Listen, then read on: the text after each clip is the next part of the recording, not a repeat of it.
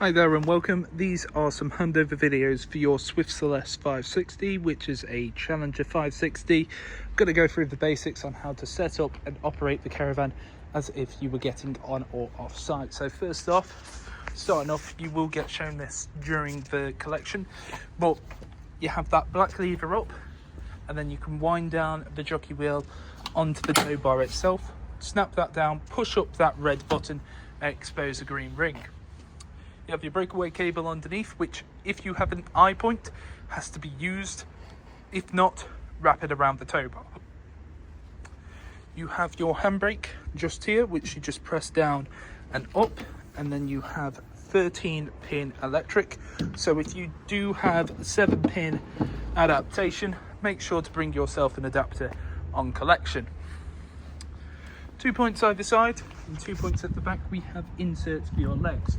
The caravan itself comes with a leg winder, or you can get yourself a 19mm drill bit and a power drill just to make it that bit quicker. Do not attempt to jack up or level the caravan using the legs. They are simply used for stabilisation. Now everything we're running today is test equipment. So just here I have a red propane gas bottle. Now I'd always recommend propane over butane just because it has a lower freezing temperature and performs better during the winter. That connects onto this hose. Now these black gas hoses run for 5 years. Now inside here you have your regulator. Now that connects onto that regulator just there. Hand tighten it as much as you can and then just nip it up using a spanner, and that is what's called a duo regulator. Now you can see you've got the arrow pointing to that side, so essentially you could have both bottles hooked on. When one bottle dies, you can switch it over to the other just by flicking it over. Moving along this side, first up you have your flue. Your flue is used to get clean air in and out of your boiler. Don't have to do anything with this except make sure it's nice, clean and tidy. Then you've got an Aquarol full of clean drinking water. That connects on to your water pump. So the water pump itself works on a trigger system. So to remove, you press in the trigger and pull out. You have this plastic cap to sit over the top of the Aquarol hole, just to make sure no nastiness gets in. Then at the bottom we have your strainer. Now it's crucial that the strainer sits at the bottom of the barrel to give the maximum potential of water. A lot of people will put PVC tubing around the bottom just to ensure that it's always continually straight, as they do have a tendency to curl up. Then as you can see here, it can't be removed without pressing in that trigger. Next up, this example does have a leisure battery on board, and that connects on with 2 terminals using a 12mm spanner. Just beside it, you have your mains lead. Mains lead plugs in nice and easy. Then you have a little hole cut out to put the mains lead through, so you can lock up the compartment. This is fitted with the motor mover, which will be gone over on collection. Then the last part for outside, we have your toilet function. So first up down here, we have where both your wastewater from your shower and your sink will come out of. You'll need some 28.5mm waste pipe to then feed into a waste master that you can empty out at the appropriate point on site. Then we have your cassette toilet here.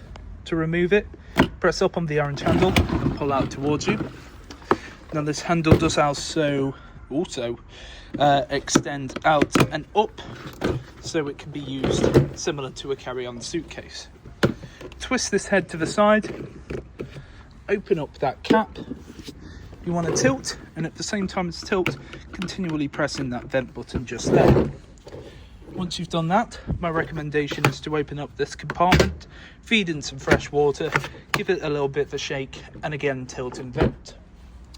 Then on this cap here, you have measurement in both imperial and metric, and that is for your blue chemical. The blue chemical goes back onto that compartment, twist it to the side, twist the orange head, and push it in so that orange handle sits behind those white teeth, so then it can't be removed without pressing that up. Then just up above, we have your flush tank. So this itself can hold 12 litres of water. However, I wouldn't recommend putting in any more than 10, as you can see, you don't want to overfill. You can also add a little bit of what's called pink chemical, which works as a bleach without being corrosive and makes the toilet smell a bit nicer. Now you don't want to travel with either of these two full.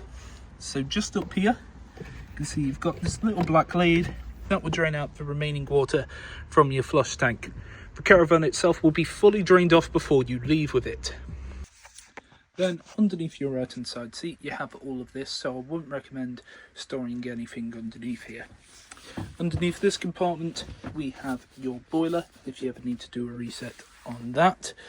We have your flow jets just here, which are essentially what will pull through the water, and then you have that yellow switch valve.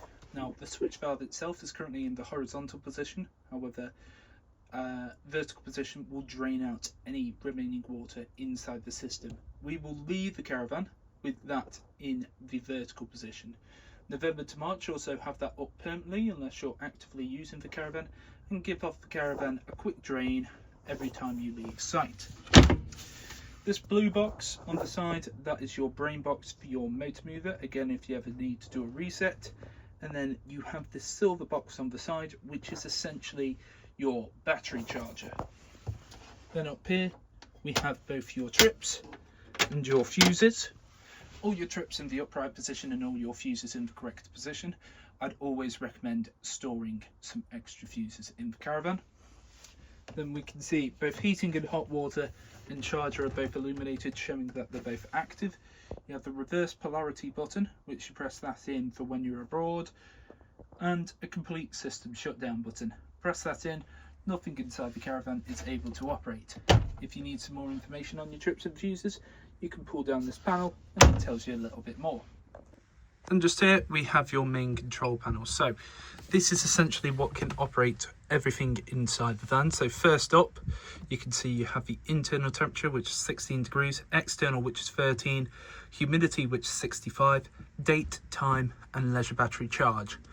So first up, you've got your pump button. Press that in. There'll be a blue border that comes up. It will draw through the water into the boiler itself, and then you're able to use it. Next up, you've got an awning light. Press that in, yellow border comes up. Go to the outside and you can see that it's on. Then you have the lighting. So first up, dimmer 2 represents the front of the van. So you press in on where it says off, it will come up with 100, and then you're able to dim the light. So that's 100, and then this is me dimming it down. So you can see it goes down and gets gradually lighter, well, darker even, and then going up, and there you go. Dimmer 1 represents the back of the van. Then you have power. So right now you can see 13.9 volts are coming into the caravan. That is through the mains lead. When you're not plugged in with the mains lead, that will show the leisure battery voltage. Then has the amount coming in through solar and the amount from vehicle. Then it has an AC current, and you're allowed to set yourself a limit for the AC current. Then you've got settings. So this is your general settings. Everything here is self-explanatory. Time, date, day, screen brightness, screen timeout, and then you compare some Bluetooth devices and a key beep as well. So when you press in on something, it beeps up. Then a night mode. Then you have a radio. So with this, there's not a physical radio. It's all built in. You have inside here your radio module where you can plug in an aux if you want to run through that, or you can scan through this. So you have a couple of different modes. So you have FM, DAB, aux, or off. You can also connect via Bluetooth, tune and scan like you would on a normal radio, and you have your volume just there. So with the pump, because we pressed it in, come over to the tap, open up on both hot and cold. What you're looking for is essentially a nice steady continuous stream. If there's any crosser splutters, go outside, check to make sure that the strainer is set at the bottom of the barrel, as that means that there's not going to be any gasping. Also ensure your drain valve's in the correct position, plenty of water in your rack roll, and just let it run for about 30 seconds. Now you can also check your other taps as well. So just let that run for about 30 seconds. So in summary, everything is fairly self-explanatory. Pump, awning light, lighting, power, settings and radio. Then here we have your add a wet central heating. So this is for your heating and hot water. You turn on using that button just there, then press in menu. So this comes up with this screen. So first up you have the internal temperature. So whatever you set it to, it will get to that temperature in around about an hour's time. You can go up or down in 0.5 using your buttons, and it will just essentially get to that temperature. It does obviously take a little bit of time.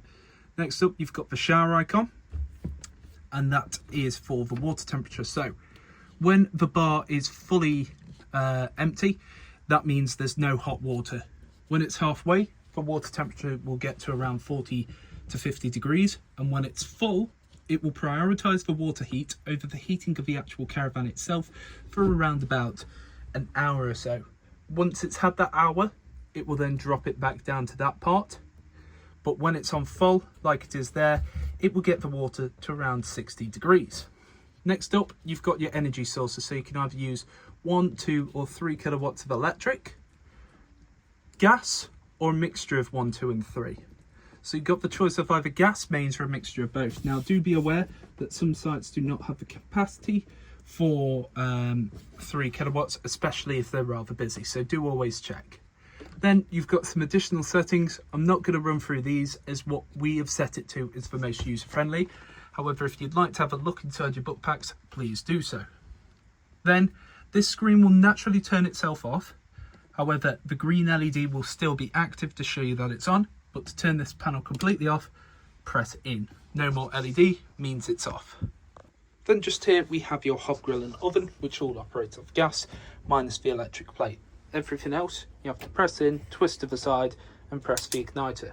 The electric plate, just spin it to whatever gas mark you want and it will get to that temperature. Now with these, when you do light them up, it may be a case that the flame will die off after having it on for a few seconds. That's just the gas making its way through the system. Just relight it and it will stay lit. This is what it looks like when they're all lit. As you can see, nice blue, clean, continuous flames. Turn them off, back to the central position.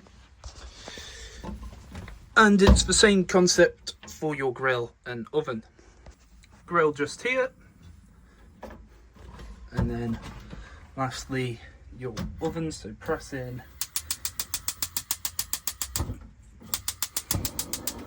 See the oven nice and lit just there.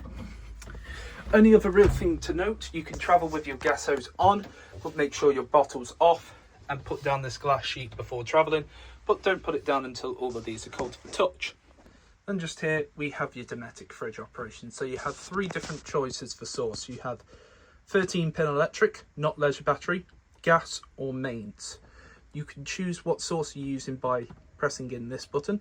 So when I press it over, it's going to flick over to that leisure battery symbol. It's not a leisure battery though, it's 13-pin electric. I don't know why I even bother saying it. So when I do it, you can see it begins to flash up and beep, telling me there's a hazard. So switch it over. Now for gas, you'll gradually hear it tick in, then once it's finished ticking, that means it's lit. I wouldn't recommend putting on gas until you've checked all of these compartments just here.